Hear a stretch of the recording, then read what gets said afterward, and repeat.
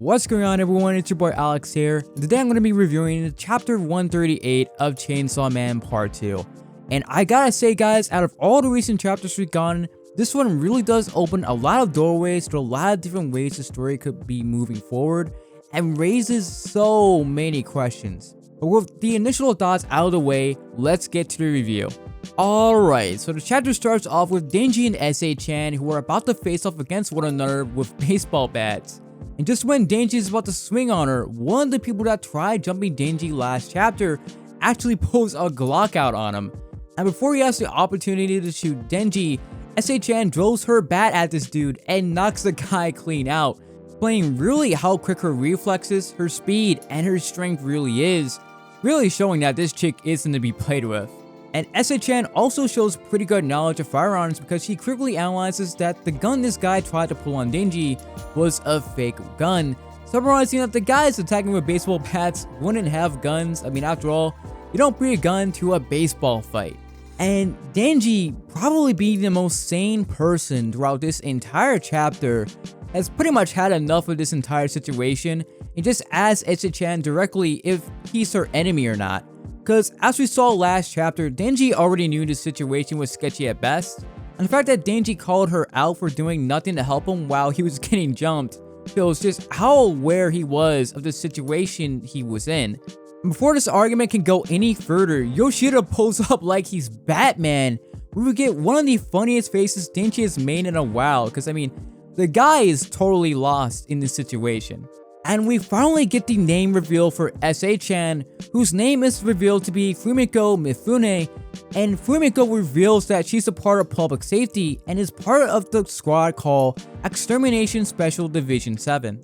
And that she's been tasked by public safety and Yoshida to, quote, guard Denji and other stuff while he's in high school, and she reveals to us that's why she's going back to high school at the age of 22. And I'm not going to lie, I laughed so hard at this, but at the same time, I felt so bad for Denji because once again, Denji's ran through Himino in a Makima situation. Now, in Fumiko's defense, Denji did walk into the situation knowing that it could be a trap and knew in his mind that what was happening was wrong, yet he did it anyway. So, I mean, yeah, hopefully this will be a lesson for Denji not to do this again. And we do get the confirmation that this girl that some people thought was a Death Devil is actually seemingly just a human girl that likely does have some level of a devil contract. I mean, let's be real, those eyes are not normal. But shout out to Fujimoto for really hyping up a character and building up so much mystery around them that drives us just crazy. I mean, I gotta be honest, shout out to Fujimoto for that. And in the next panel, we get Denji questioning if Fumiko is his bodyguard, why she didn't defend Denji from getting jumped, and even Yoshida questions this, and the reason why is because Fumiko didn't want her song to be interrupted, and Denji is rightfully screaming at both of them, calling out how insane the pair actually are. And in a way, this really is starting to display just how normal Denji is starting to become, where in his previous life, something like this never would have really bothered him given the craziness that he was dealing with on a normal basis.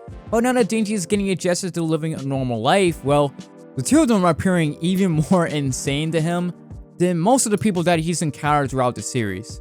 Yoshida crisps back that the assassination attempts come with the territory of being Chainsaw Man and having someone knowing your identity.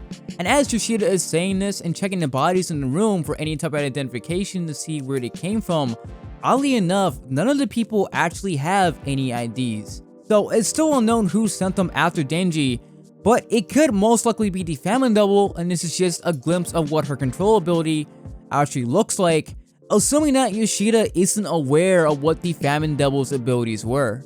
And immediately after this, Fumiko tries to shoot her shot at Denji again, commenting on how cool and strong he was despite not transforming into Chainsaw Man, and Denji blows her out because in his mind, she only came onto him because it was part of her job. I mean, it's genuine affection that he wants after all. And Fumiko pulls a Rize and Imakima at the same time because she says that she is really into him. But the reason why is because it's only because he's the one and only Chainsaw Man. And man, the face that Denji makes hearing this and the reaction to it, it makes me wonder if in this moment it actually triggered Denji's PTSD. Because the look he gives in this moment when Yoshida reprimands Fumiko to do her job and ensures that Denji won't have to defend himself again. Denji is seemingly staring down with a real blank expression, and he's barely able to even speak. It really does show how much those words actually hurted Denji, but also it feels like it may have changed his mentality of wanting to reveal himself as being Chainsaw Man in the first place. Because people don't care for the person that Chainsaw Man is, but more for what he's done for the public and his heroics, which isn't something Denji really cares about in the first place. I mean, he's in it for more of the validation and the love. And speaking of love and validation, the chapter shifts over to Asa in an apartment where we see a news broadcast talking about how beautiful Asa is. And Yoro comments that the recognition that they're receiving isn't bad, and that for the first time in a while, she feels pretty satisfied. Which makes sense given the reason why Yoro was trying to get her powers back isn't just to kill Chainsaw Man, but also because she doesn't want to be forgotten by people and she wants to be remembered by everyone. And also reminds Yoro that they aren't doing this for the fame, and both of them voice their goals for what they really are. And Yoro does say that the rush they get from being heroes does feel pretty good, but Asa lies to her and herself that the fame doesn't feel good at all, despite the fact that Yoro is feeling the same emotions as Asa is, so it's pretty obvious that Asa is liking it. And when Yoro asks why, Asa responds that it creeps her out because it's an invasion of her privacy, which ticks Yoro off and even makes her raise her eyebrow at Asa.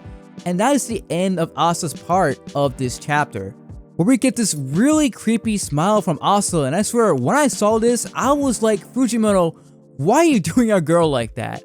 But in all seriousness, I don't know what to think of this scene because it almost feels like Asa isn't allowing herself to be happy, and even Yoro herself is starting to notice it.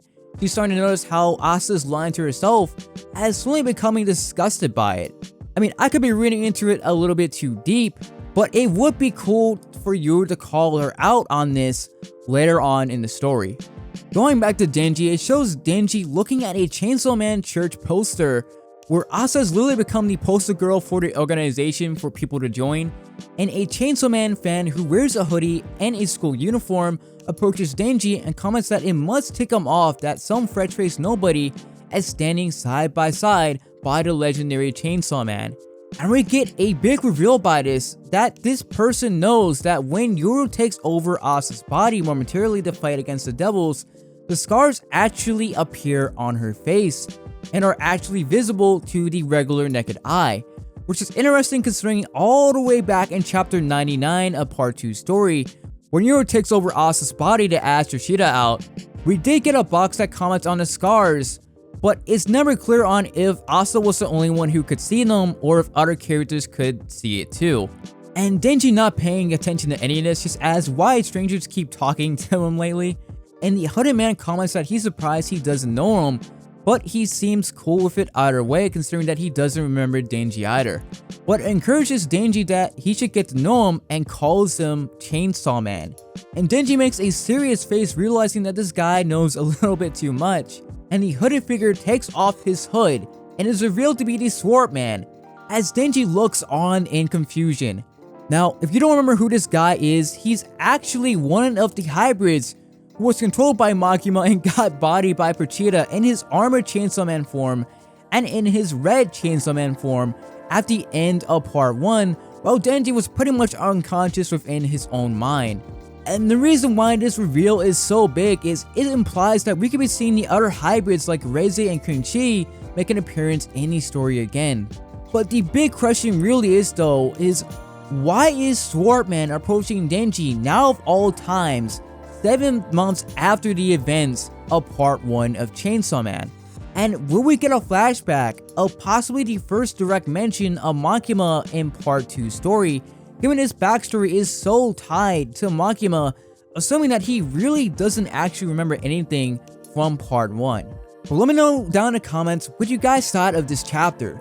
As always, I do read the comments in the comment section, so be sure to leave a comment down below, drop a like, and subscribe for more Chainsaw Man videos.